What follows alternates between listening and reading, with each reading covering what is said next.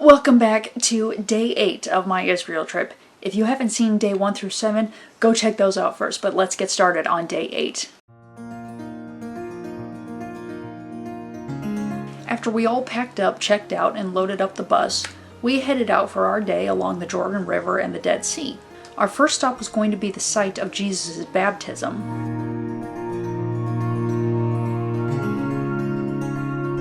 On the way, we saw a herd of sheep and goats mixed together. See, don't they all look alike?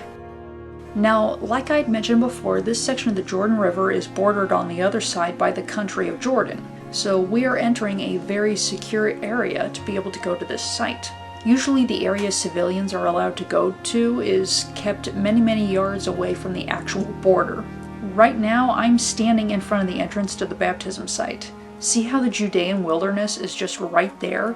This is the exact place where Jesus wandered into to be tempted right after his baptism. This is also the site where Joshua led the Israelites across the Jordan River.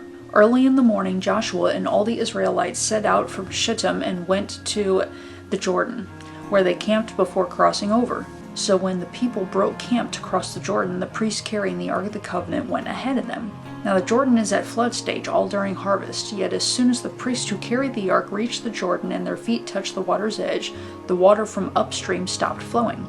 It piled up in a heap a great distance away at a town called Adam in the vicinity of Zarethan, while the water flowing down to the Sea of the Arabah, that is, the Dead Sea, was completely cut off, so the people crossed over opposite Jericho. The priests who carried the Ark of the Covenant of the Lord stopped in the middle of the Jordan and stood on dry ground, while all Israel passed by until the whole nation had completed the crossing on dry ground. And in Matthew it says, "Then Jesus came from Galilee to the Jordan to be baptized by John. But John tried to deter him, saying, 'I need to be baptized by you, and do you come to me?' Jesus replied, 'Let it be so now. It is proper for us to do this to fulfill all righteousness.' Then John consented. As soon as Jesus was baptized, he went up out of the water. At that moment heaven was opened, and he saw the Spirit of God descending like a dove and alighting on him. A voice from heaven said, 'This is my Son whom I love. With him I am well pleased.'" You remember the story of Naaman being told to wash in the Jordan River to cure his leprosy, and how he responded that the Jordan was filthy? Yeah, this is what it looks like south of the Sea of Galilee, with all the dirt from the surrounding mountains and wilderness washing down into it. Can you believe this? Just imagine that for a moment. Jesus willingly lowered himself into the dirt in his baptism so that he could wash us clean. The beaver thinks so too.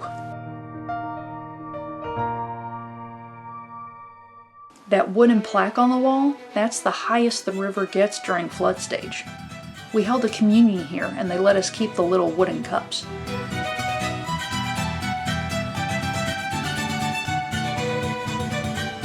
Then Jesus was led by the Spirit into the wilderness to be tempted by the devil. After fasting 40 days and 40 nights, he was hungry.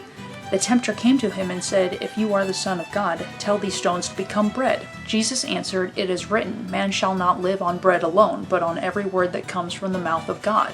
Then the devil took him to the holy city and had him stand on the highest point of the temple. "If you are the Son of God," he said, "throw yourself down, for it is written, he will command his angels concerning you, and they will lift you up in their hands so that you will not strike your foot against a stone." Jesus answered him, "It is also written, 'Do not put the Lord your God to the test.'" Again the devil took him to a very high mountain and showed him all the kingdoms of the world and their splendor. "All this I will give you," he said, "if you will bow down and worship me." Jesus said to him, "Away from me, Satan, for it is written, 'Worship the Lord your God and serve him only.'" Then the devil left him, and angels came and attended him. This is the same wilderness that Jesus would have wandered for 40 days. Doesn't that look desolate? From there we moved further south along the Jordan towards the Dead Sea to Qumran. Qumran is the place where they found the Dead Sea Scrolls.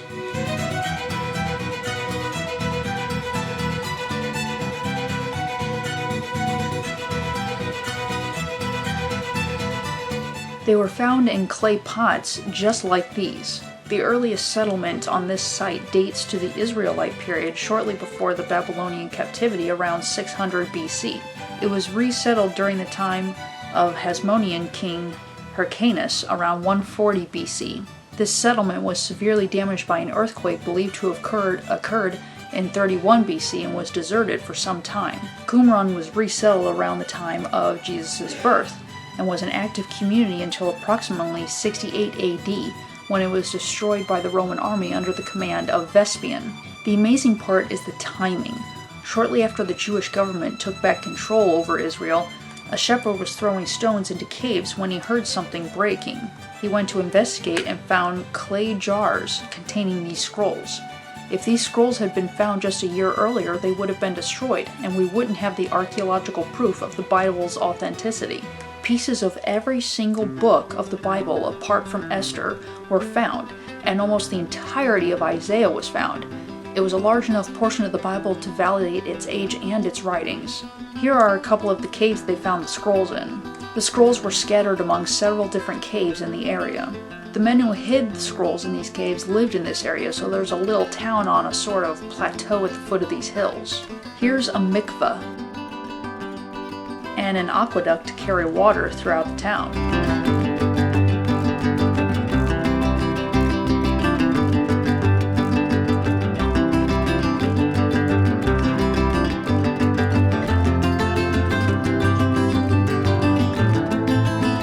And there's the Dead Sea. It stretches approximately 50 miles from north to south with an average width of 10 miles. At 1,300 feet below sea level, its shore is designated as the lowest dry land on Earth. Because of this, the water that empties into it from the Jordan River, as well as a few smaller tributaries, has no place to drain. Due to the hot and arid climate, approximately 7 million tons of water evaporates every day, leaving the minerals behind and resulting in a salt content of about 28 to 35%. It used to be much closer, but the Dead Sea is slowly drying up. They don't know what to do about it. Usually they would take water from somewhere else, but that could end up ruining the unique properties of the water in the Dead Sea, so they're still working on it. There's another cave some scrolls were found in.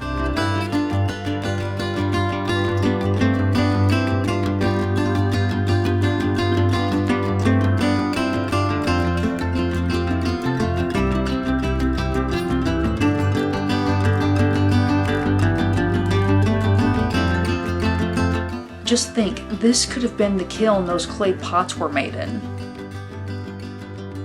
And time for lunch. A lot of places we went were buffet style. And yes, there were carrots. After lunch, we boarded the bus and headed nearly all the way down to the south end of the Dead Sea to En-Gedi.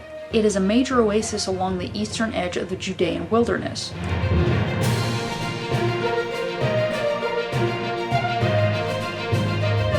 So we got off the bus and made our way... Oh no, oh dear. Looks like someone's taken a bad fall.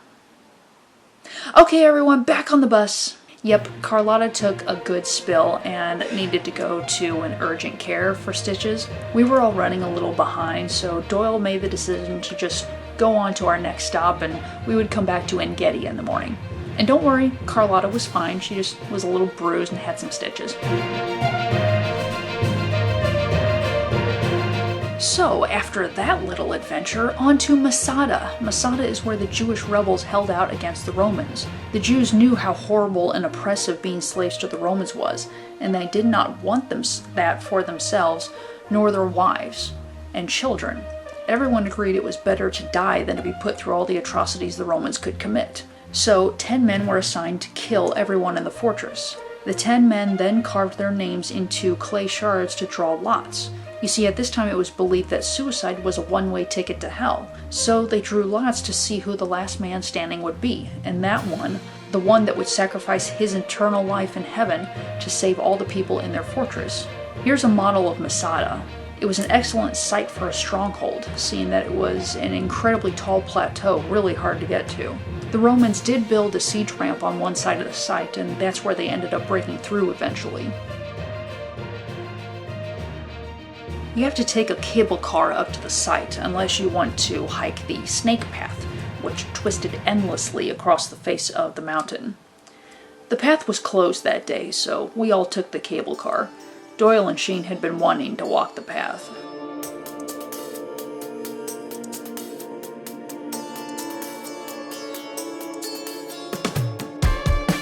See that square down there? That's a Roman camp.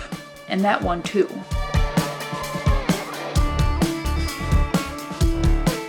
One of the most amazing details of Masada is its water system. Herod creating a system to divert some of the flood water through open channels along the base of the mountain into 12 cisterns cut into the side.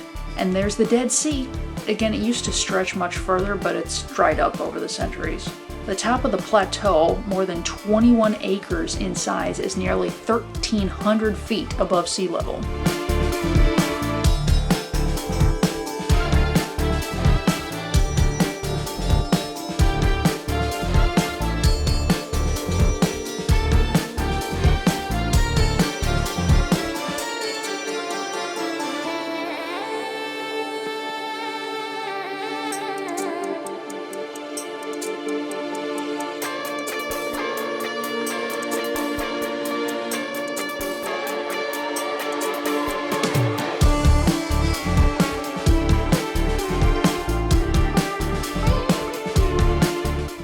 Is a model of Herod's terraces. He built one of his palaces at Masada, and it was built in tiers on the side, known as the Hanging Palace. That way he could keep a lookout in case he ever needed to flee to another city. These are storehouses. When they were restoring this place, they found grain that was still good. This was from around the time of the 1st century. Here are original 1st century stairs.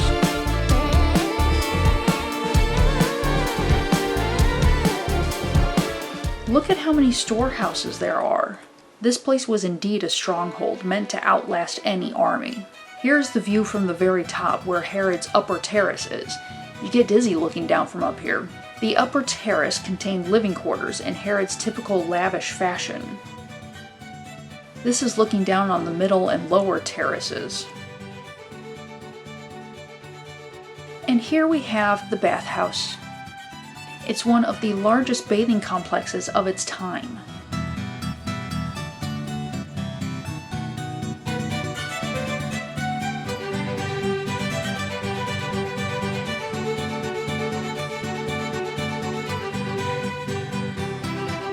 This again is the elevated floor in a steam room.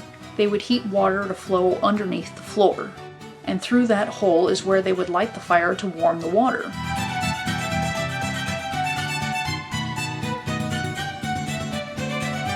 And here's another Roman camp. Some of us chose to head down the stairs to check out the middle and lower terraces. So was that you?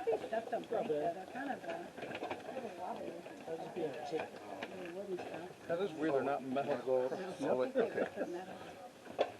You don't want to, you don't have to. No. Oh, Annie's coming. Oh my goodness. You're a trailblazer, Dan. Everybody's following you now. Everybody's following you now. Yeah. No worries, all right?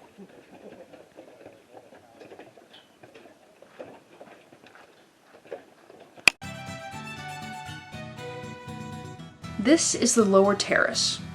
It was surrounded by low walls and columns with a roof between, providing an open court inside a colonnade.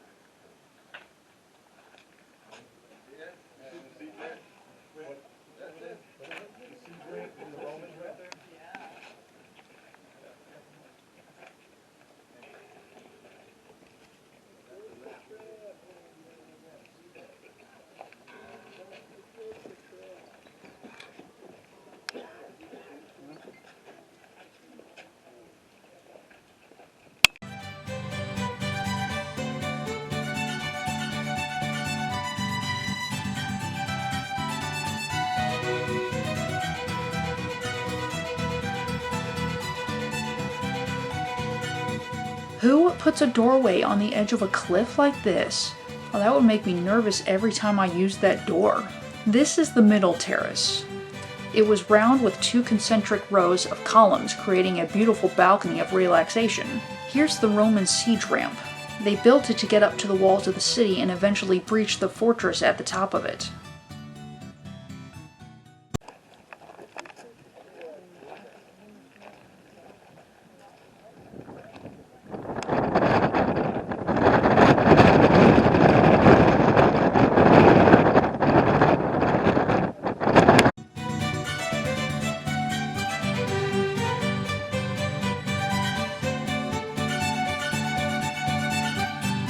Western Palace was Herod's main living quarters on Masada. This building was more than 37,000 square feet and contained the royal apartments, and a large reception hall with magnificently decorated mosaic pavement. There were also bathrooms and a cold water pool, all paved with mosaic floors. This bath was on the top floor of this building. If they bathe on the top floor like this, it's no wonder David was able to see Bathsheba bathing on the roof. And then it was time to leave. Dad thinks it was really high.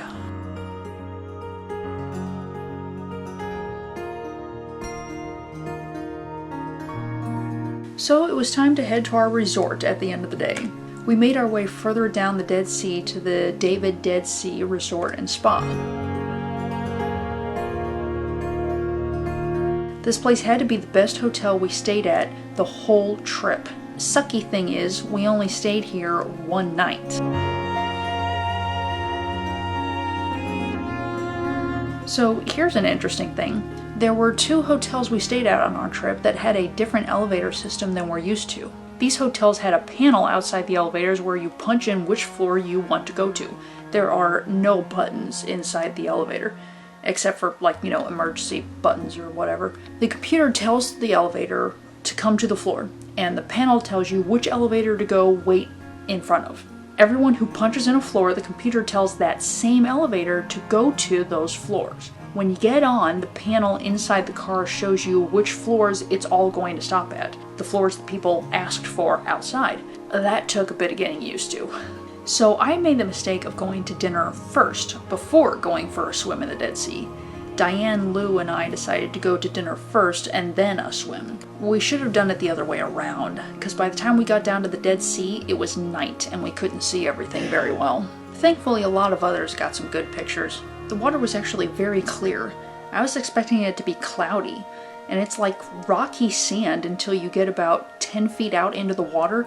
Then it turns into like a salt flat, and it feels like you're walking on really rough concrete. Word to the wise, do not go in here barefoot. Your feet will get cut on the salt. You know how you have to float in water perfectly flat, and if you so much as raise your head, you start to sink? I was sitting, for real, sitting at the top of the water, and no matter how much I thrashed back and forth, I would not sink. I couldn't even lower my legs when I went to sit on the seafloor. I'm so small and weak that it took a huge effort to get my feet onto the seafloor so that I could sit instead of float. So here we are enjoying the dark views as we swim in the Dead Sea. That's me on the right. I know because of the orange band at my waist.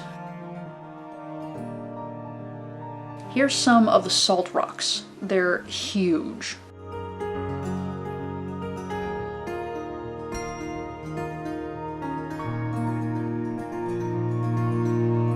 And there's the end of day 8. Now go out, check out day 9. See ya.